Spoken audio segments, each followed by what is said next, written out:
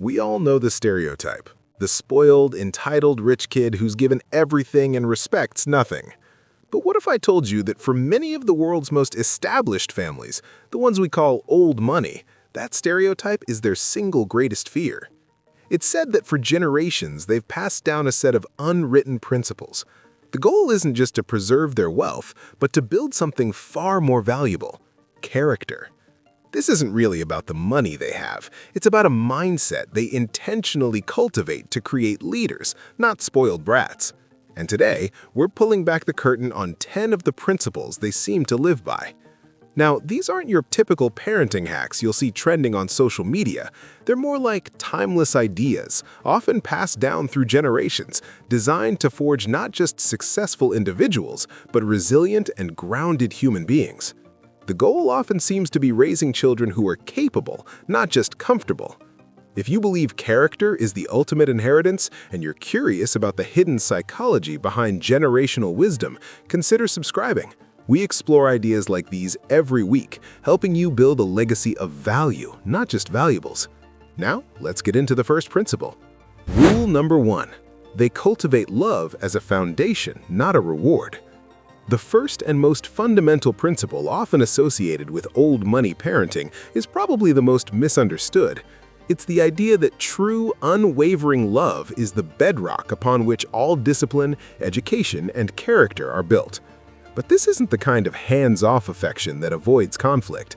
The approach seems to be a form of planned, intentional love, a constant, unshakable security that doesn't need to be earned through performance.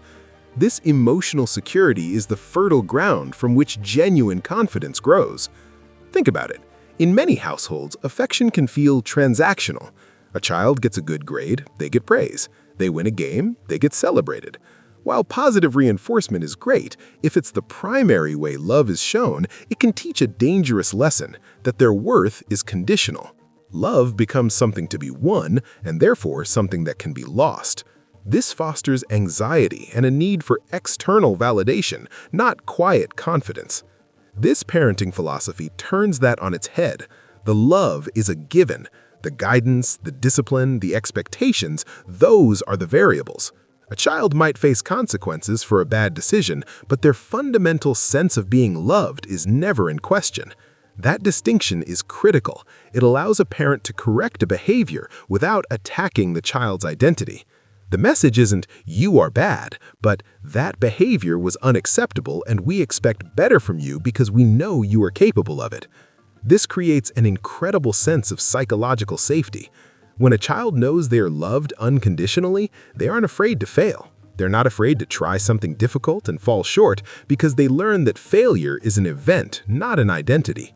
Their self-worth isn't tied to their latest achievement. It is anchored in a deep internal well of security. This allows them to take healthy risks and develop an internal locus of control. Their confidence doesn't come from a cheering crowd. It comes from the quiet, unshakable knowledge that they are valued for who they are, not just for what they do.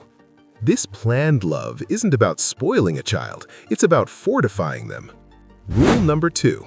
They install discipline as a framework, not a cage. In these households, discipline often looks very different from the common perception of strict authoritarian rule. It's not about suppressing a child's spirit, it's about providing a clear, consistent framework that helps them navigate the world with competence. This discipline tends to start early and is woven into daily life, teaching children responsibility and respect for others. It's less about punishment and more about cultivating self-control. From a young age, children are introduced to boundaries and expectations. These aren't arbitrary rules, they are logical structures that make the world predictable. Meal times are at a set hour, please and thank you are non-negotiable, toys are put away after use. These small routines do more than keep the house in order. They teach a lesson in personal responsibility and respect for shared spaces. The key to this approach seems to be consistency. In many households, rules are enforced sporadically, depending on the parent's mood. This creates confusion and encourages kids to constantly test boundaries. When the rules are just the rules, applied with a calm and steady hand, it creates security. Children thrive when they know what to expect. Furthermore, this discipline is often paired with explanation. It's less because I said so, and more we speak to elders with respect because they have experience to share, or we take care of our belongings because it shows self-respect. By providing the why, a simple rule becomes a life lesson. They are building an internal moral compass, not just obedience to authority. This framework extends to social graces, which are seen as essential tools for building relationships. Knowing how to behave at a dinner party or make polite conversation allows a child to feel comfortable in any social situation. Instead of feeling like an outsider, they possess a quiet competence that allows them to connect with others. This is the true purpose of this kind of discipline. It's not a cage, but a framework that gives them the freedom to engage with the world confidently. Rule number 3. They view education as a lifelong pursuit, not a race to a credential. In the world often described as old money, education isn't just a race to get a credential, it is a lifelong value. While elite schools are part of the picture, the concept of education extends far beyond the classroom. The true goal seems to be cultivating a deep and abiding intellectual curiosity, to build a well-furnished mind, not just a well-decorated resume. This process often starts at home. You'll often hear that these homes are filled with books, and reading is framed as a daily pleasure, a way to explore the world. Dinner table conversations are said to be a cornerstone of this informal education, revolving around ideas, current events, art, and philosophy instead of gossip or materialism. Children are expected to have an opinion and to be able to defend it respectfully. This teaches them how to think critically and articulate their thoughts. Education is also seen as a holistic endeavor, including a deep appreciation for the arts and culture. Children are taken to museums, the symphony, and the theater. This isn't just to tick a box on a cultured child checklist, it's to broaden their horizons and expose them to different forms of human expression. This approach stands in stark contrast to the pressure cooker many kids face today, with a frantic race of extracurriculars and AP classes, all designed to build a perfect, marketable profile for college applications. The focus here is on playing the long game, on building an interesting person, not just a successful student. The idea is that someone who is genuinely curious, well-read, and culturally literate will naturally be more engaging, adaptable, and ultimately more successful in the truest sense of the word. Confidence in this context comes from knowing you can hold your own in a conversation. It comes from having a broad frame of reference and understanding the world in a multifaceted way. It creates a quiet, unshakable confidence rooted in intellectual substance, not a list of accolades. Rule number 4. They teach understatement and discretion as armor. One of the most well-documented tendencies of old money culture is a deep-seated aversion to flashiness and public boasting.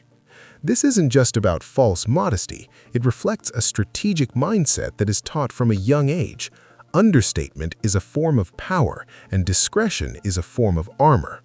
In a world that's increasingly loud, they teach their children that what you don't show is often more powerful than what you do. This principle is rooted in a different understanding of wealth and attention. For some new money, wealth can be a tool for validation. The flashy car and designer logos are a way of saying, "Look, I've made it." By contrast, the old money perspective tends to view wealth as a tool for freedom and security.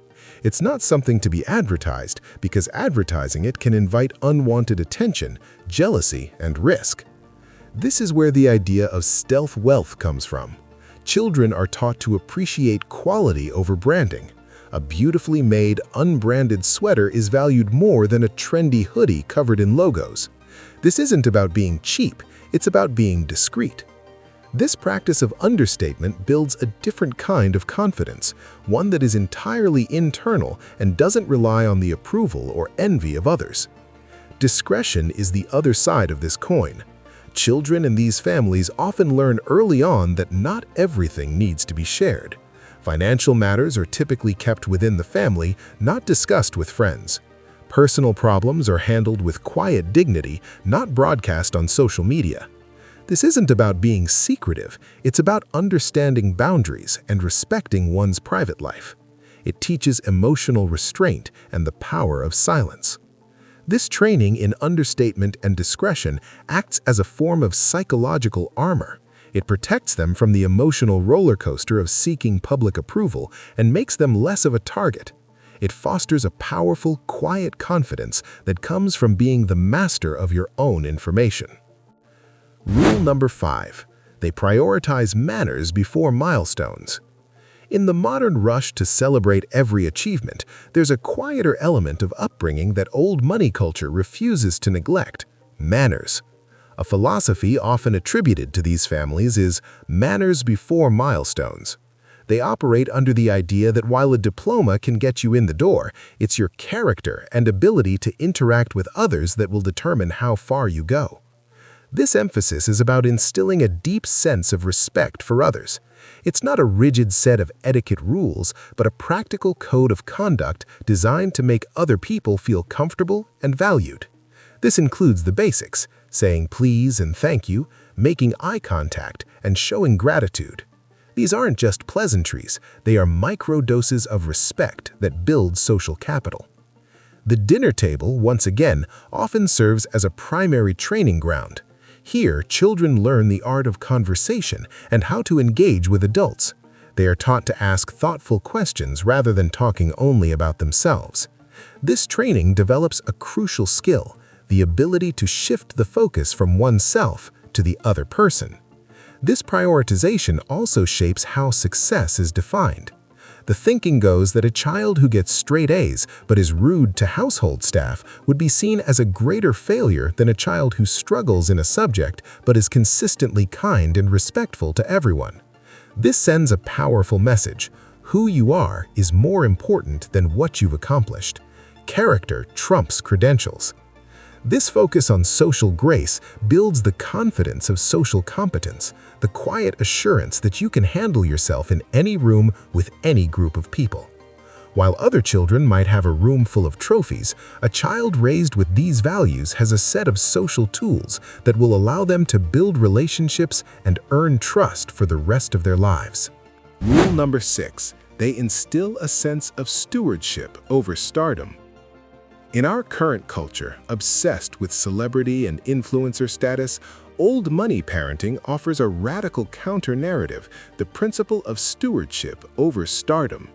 Children in these families are often raised not to be famous, but to be custodians. They are taught that they are part of a long chain, a legacy that existed before them and will continue long after them. Their role is not to seek personal glory, but to protect and enhance the family's legacy for the next generation. This legacy isn't just about money, it includes the family's name, reputation, and values. Children are taught that these intangible assets are precious. Money can be lost and remade, but a good name, once tarnished, is incredibly difficult to restore. This instills a profound sense of responsibility and long-term thinking. Decisions are guided less by what will make me happy now, and more by how will this action reflect on my family and impact the future. This mindset changes the nature of ambition. The goal isn't to become a star, which is often a fleeting pursuit. The goal is to achieve mastery and contribute something of lasting value. Public recognition might come as a byproduct, but it's rarely the objective. The satisfaction comes from the work itself. This contrasts sharply with the culture of instant gratification. While many young people today are chasing likes and followers, these children are often taught to value privacy and substance. They learn that some of the most powerful people are the ones you've never heard of. They are taught that seeking fame can be a sign of insecurity, a need for external approval that a truly confident person doesn't require. This instills a deep, purpose-driven confidence. When your sense of self is tied to a mission larger than your own ego, you become less susceptible to the highs and lows of public opinion. You are not crushed by criticism or inflated by praise, because your focus is on the long-term task. This sense of stewardship provides an anchor in a turbulent world. Rule number 7. They treat financial literacy as a life skill, not a taboo. While many families find money a taboo subject, in old money circles there is often a strong emphasis on treating it as a critical life skill, as essential as reading or writing. The thinking is that raising children in an environment of wealth without giving them the tools to manage it is a recipe for disaster. So, financial education is often integrated into a child's upbringing in a transparent, age-appropriate way. This education is not about flaunting wealth, but about demystifying it. It might start with a small allowance, given in exchange for chores, to establish that money is earned. The child might then be taught to divide that allowance into jars for spending, saving, and giving. This simple practice instills the core tenets of budgeting, delayed gratification, and philanthropy from the start. As kids get older, the conversations can become more sophisticated. Parents might discuss the family's budget in general terms, explaining the costs of running a household or saving for education. This transparency helps children understand that wealth is not a limitless resource, it must be managed. By the time they are teenagers, they might be introduced to more complex concepts, like a diversified investment portfolio. They might be given a larger budget to manage for their own personal expenses and be expected to stick to it. The goal is to provide a safe space for them to learn. It's often said it's better for a child to make a $100 mistake at 16 than a $100,000 mistake at 30. This open approach to financial education is seen as the ultimate antidote to entitlement. Entitlement grows in a vacuum of ignorance, where children see the benefits of wealth but have no understanding of the strategy required to maintain it. By pulling back the curtain, these parents aim to empower their children, replacing entitlement with competence. This creates the quiet, capable confidence of someone who understands the rules of the game. Rule number 8.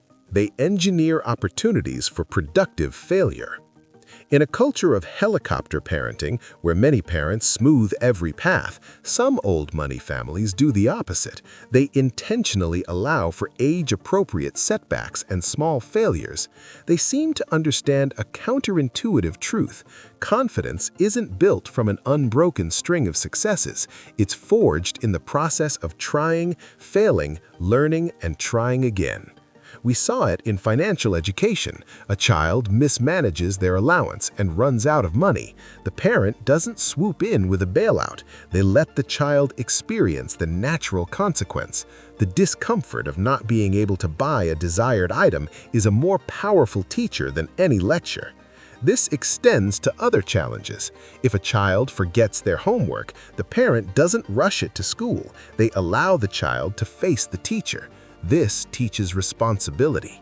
If a child is struggling to build a difficult model, the parent resists the urge to solve it for them. They allow the child the space to get frustrated and to experience the satisfaction of figuring it out themselves. The key here is that the failures are productive and the stakes are low. It's a controlled dose of reality. This is the opposite of raising a child in a bubble.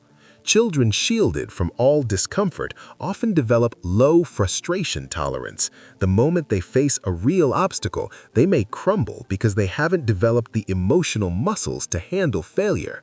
By allowing for small failures, these parents are inoculating their children against this fragility. They are teaching them that failure is not a final verdict, it is simply a data point. This builds an incredibly robust and authentic form of confidence. It's the confidence of a problem solver, of someone who knows they can take a hit and get back up. It's the quiet assurance that says, I've handled tough situations before, and I can handle this one too. Rule number 9. They curate social circles with intention and teach boundaries. In old money families, the saying, "You are the average of the 5 people you spend the most time with," is often taken as an active parenting strategy. The peer group is seen as one of the most powerful influences on a child's developing character. Therefore, parents are often highly intentional about curating their children's social environment and teaching them how to set firm social boundaries.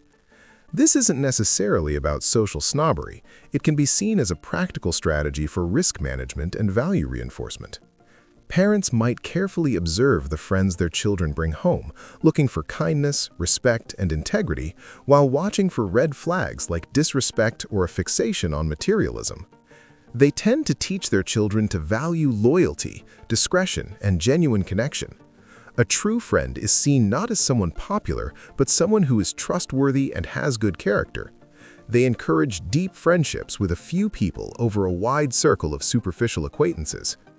Just as important as choosing the right people is learning how to deal with the wrong ones.